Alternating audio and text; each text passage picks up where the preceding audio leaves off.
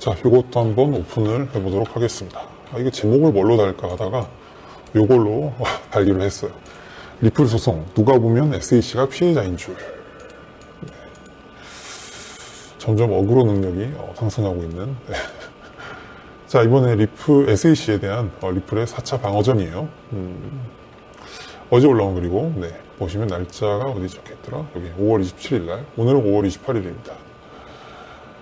원고 SEC의 피고, 리플랩스 공격 측에 대한 네 번째 답변서라는 제목으로 문서가 시작되었어요. 뒤에 보면 이제 백그라운드랑 디스풋 있고 컨클루전 쭉 있는데, 여기에서 이제 필요한 문장만 제가 이제 몇 개를 발췌를 했고요. 마지막 부분에 보면은 요 부분이 있는데, 요거는, 제가 좀, 여기 보면 테이블 오브 피규어 이 부분인데, 여기 보면 이제 어펜딕스라는 부분이 있거든요. 1, 2, 3 요게 있는데, SEC의 크립토 커런시에 대한 액션이라던가, 아니면 서스펜션 오더, 이런 부분, 프레스 릴리즈 이런 부분, 제가 몰랐던 부분들이 이렇게 있었나 싶기도 해서, 이게 제가 못 본 건지, 아니면은, 못 보게 내부 문건인 건지, 아니면 진짜 필요한 대상들한테만 제공이 되었던 건지 모르겠어요. 그래서 요거는 제가 좀 개인적인 궁금한 부분이 있어서 요건 조금 더 리서치를 해볼 거고, 그 외에 간단한 부분들을 같이 한번 업데이트를 해보도록 하겠습니다. 목차이죠. 목차인데, 저희가 딱 필요한 부분만 골라서 같이 한번 보도록 합시다. 관심 있으신 분들은 다 같이 보셔도 무방하고요. 이런 문서들이 2개씩, 3개씩 나온다는 거, 한 방에 다 보기는 어렵습니다, 여러분. 네. 지금 주말이죠. 자, 우리의 시간은 생각보다 소중합니다. 그죠? 자, 시작해봅시다. SEC는 리플에 대해서 딱 요것만 적용을 할 생각이에요. 뭐냐면, 93년도에 제안된 증권법 5조. 미등록 증권에 대해서 공급과 판매, 이걸 어겼다, 리플이.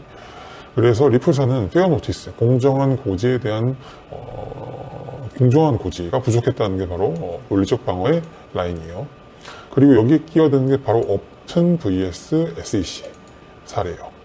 요거 나중에 업튼이라는 단어들이 꽤 많이 나올 거거든요. 이제, 왜냐면 리플사의 주된 방어 라인이 바로 업튼, 그리고 페어 노티스거든요. 그러니까 업튼이라는 걸 갖다가 조금 아시면 앞으로 이제 조금 더 도움이 될 수도 있어요. 그리고 업튼 얘기하면서 나중에 KIK라는 회사가 있는데, 이 회사도 이따 같이 얘기를 드려볼게요. 96년도 1월 18일. 자, 이거 번호니까 나중에 궁금하신 분들은 이걸 검색하시면 나올 겁니다. 그때 당시에 SEC가 졌던 걸로 기억을 하는데, 뭐냐면 공정한 고지, 그리고 규칙의 일관성으로 SEC가 졌던 걸로 제가 기억을 해요.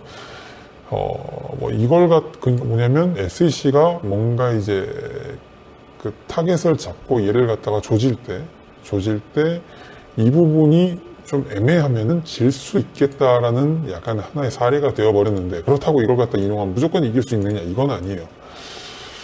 코인의 종류가 엄청나게 많으니까 사실 저희는 잘 몰랐겠지만, 저도 몰랐어요. 근데 KIK라는 메신저 회사가 있었어요. 이 회사가 저희가 모르는 이유는 당연히 성공하지 못한 메신저이기 때문이기도 한데, 이 회사가 당시에 돈이 없었고, 그래서 메신저에서 쓸 수 있는 뭔가 암호화 토큰을 ICO로 팔았어요.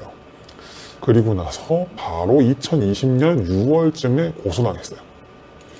약간 리플의 선배 같을 수 있는 애들인데, SEC에 고소를 당했다는 부분에서는 선배 같은 녀석일 수 있는데, 아무튼 이 KIK라는 회사가 SEC에게 대항할 수 있었던 사례가 바로 뭐였냐? 업튼 vs SEC. 옛날에 요 업튼 케이스를 들고 나온 거예요. 뭐냐? SEC가 우리한테 공정하게 고지를 하지 않았고, 일관된 규칙도 가지고 있지 않았다라고 변호인단이 주장을 했었어요. 비슷한 것처럼 보여요. 비슷한 것처럼. 그죠? 그래서 이겼으면 좋았겠지만 졌어. 졌다기보다는 미리 그냥 이제 서로 간에 마무리를 지은 건데, 마치 SEC가 이긴 것처럼 이제 그냥 이제 조건이 들어간 거죠. 당시 이 회사는 약점도 많았고 돈도 없었고, 이게 제일 중요했던 것 같아요. 돈도 없었고, 그리고 어찌됐건 SEC랑 4달 만에 약식 판결 신청을 받아들였어요. 그리고 SEC가 이긴 것처럼 판정승을 해버렸어요. 자, 그럼 이제 SEC가 이겼으니까 그렇다고 상패를 하고 이건 또 아니었단 말이죠. 어떤 식으로 판결이 나왔냐면, 향후 3년간의 디지털 자산의 발행, 그리고 판매, 이전을 할 때는 SEC한테 통지를 해야 되고, 코인이 없어지거나 이런 건 절대 아니에요. 500만 달러의 벌금을 내는 걸로 끝. 이게 애매해요. 그죠? 뭔가 이렇게 막 깔끔하게 이기거나 깔끔하게 진 막 그런 케이스가 아니에요. 그죠? 근데 이거를 그럼에도 불구하고 SEC는 자랑스럽게 승소 케이스로 홈페이지에 올려놨어요. 이렇게 올려놨어요. 그리고 이렇게 적어놨어요. 교훈. 회사를 자본화하려는 발행자는 SEC의 눈을 피할 수 없다. 그리고 법원에서도 이 케이스를 불법 증권으로 제공한 걸 오케이 인정했다. 요게 딱 케이스였어요. 요거 하나 만들려고 얘네들한테 500만 달러의 벌금, 그리고 니들이 이제부터 코인 같은 거 발행하거나 옮길 때 SEC한테 미리 통지해야 되는 요거 딱 요 두 개로 이제 마무리를 딱 지어버린 거예요. 그래서 업튼의 사례를 끌고 온 이제 코인 회사랑 SEC가 싸워서 이기고 나니까 목차에다가 요걸 적어 놓은 거야. 야, 너 니들 업튼 케이스 이거 들고 와봐요. 리플 니들 이거 들고 와봐요. 소용이 없음. 이렇게 적어 놨어요. 여기 보시면 8페이지 업튼 케이스는 리플의 디펜스에 전혀 도움이 되지 않는다 라는 내용을 넣어놨어요. 그럼 여기에 대해서 제가 이제부터 설명을 좀 드려보겠습니다. SEC는 서두에, 아직도 서두에요. 지금 얘기 좀 많이 한 것 같은 서두에, 그죠? 서두에 이렇게 얘기를 해놨어요. 리플사는 업튼의 케이스에 대해서 납득하기 힘들 정도의 의존성을 보이는데 업튼 얘기만 하고 있다 이거죠, 그죠? 근데 당시에 업튼 승소권이랑 비교를 해봤을 때 논리적 기준을 충족시키긴 어려워 보인다. 이게 SEC 기준의 얘기니까 제가 반박 얘기는 조금 이따 할게요. 자, 이것도 읽어보실 분들은 충분히 다 읽어보시면 됩니다. SEC는 리플을 고소하기 전부터 증권법 적용을 받는 다양한 케이스들을 고소를 해왔다 라고 이제 자랑을 해놨고 지금도 리플은 그 연장선에 있는 딱 하나의 추가적인 코인일 뿐이고 리플의 케이스는 우리의 영역이다. 그리고 이런 상황에서 리플을 판매하는 것이 주식의 범주에 포함된다는 걸 얘들은 이미 지들이 스스로 알았어야 됐고 우리가 고지하지 않았다고 해서 이게 예외가 될 수 있는 케이스가 아니야. 그리고 이런 것도 리플사는 오케이를 했어 라고 얘기 해놨어요. 자, 그래서 결론을 쭉 있는데 결론적으로 이렇게 얘기를 해요. SEC가 업튼 이야기 끌고 와봐야 변론상으로 이미 변론상 내용 이미 법리상으로도 실패한 케이스다 라고 이렇게 주장을 했어요. 그럼 조금 더 정리를 해볼게요. SEC는 우리가 이렇게 고소를 많이 했고 니들은 당연히 니들이 여기에 들어간다고 생각을 알아서 했었어야 됐어 라는 거고 우리가 일일이 다 알려줄 수도 없는데 이거 안 알려줬다고 니들이 징징대면 안 되지 라는 케이스인 거예요. 얘기예요. 왜? 리플사는 SEC 측에다가 우리가 증권이냐고 물어보기도 하고 논의도 하고 심지어 인터뷰 할 때도 물어봤는데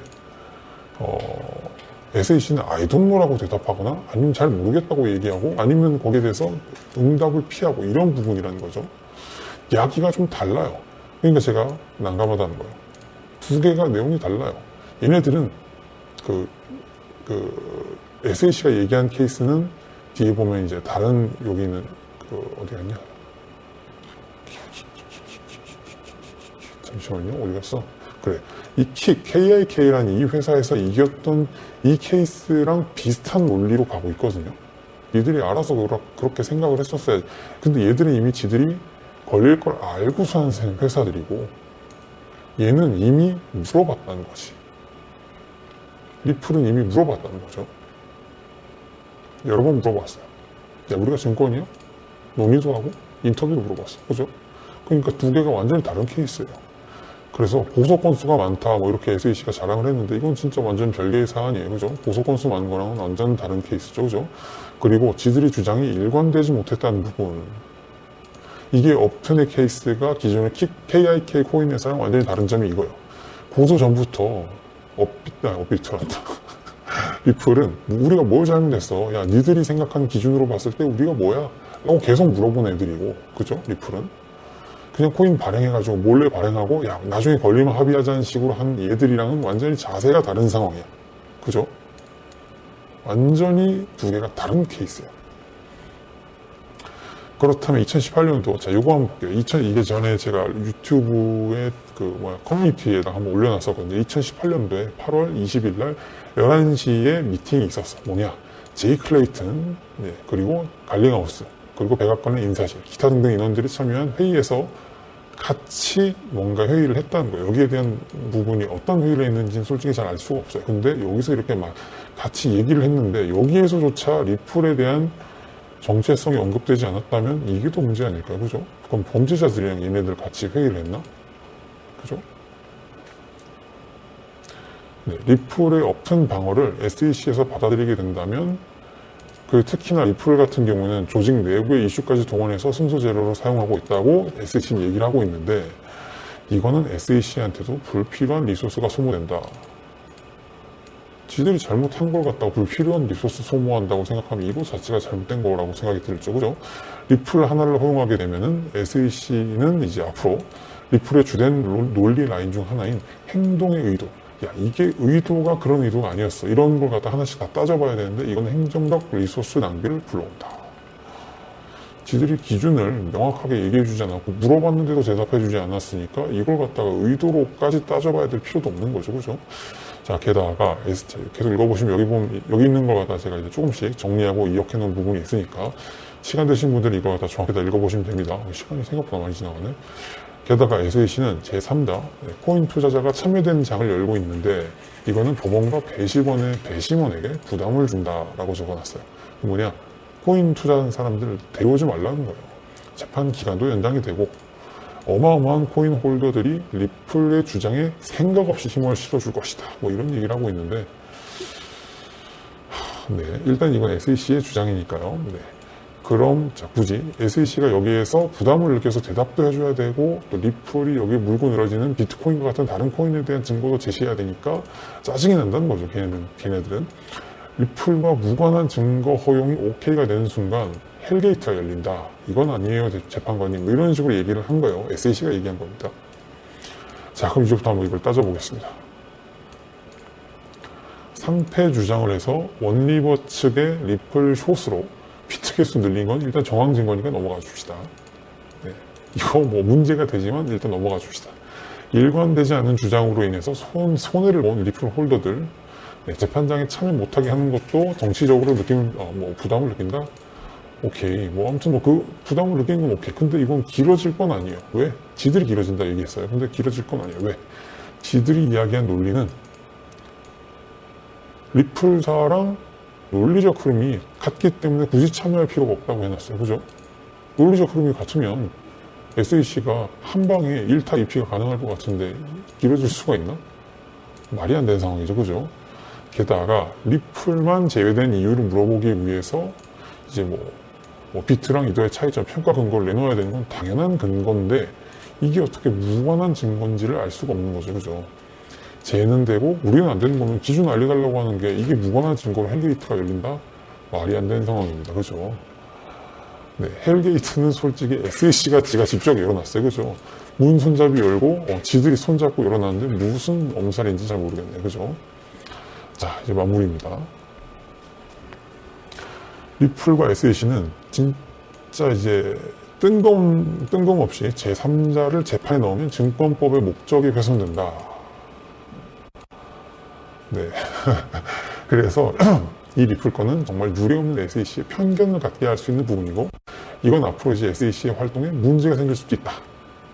그래서 이제 법원은 광범위한 선리를 만드는 것을 피해야 된다. 업튼 사례의 승소 케이스는 비슷한 법적 분쟁이 엄청나게 많아질 거다. 뭐 이런 식으로 얘기를 하는 거죠. 그래서 법원은 우리 편을 들어서 리플의 네 번째 방어를 무력화할 수 있도록 도와주세요. 라는 글입니다. 자, 들어보시면 대충 어떤 식으로 목리를 부리고 있는지 대충 알 수 있죠. 그죠?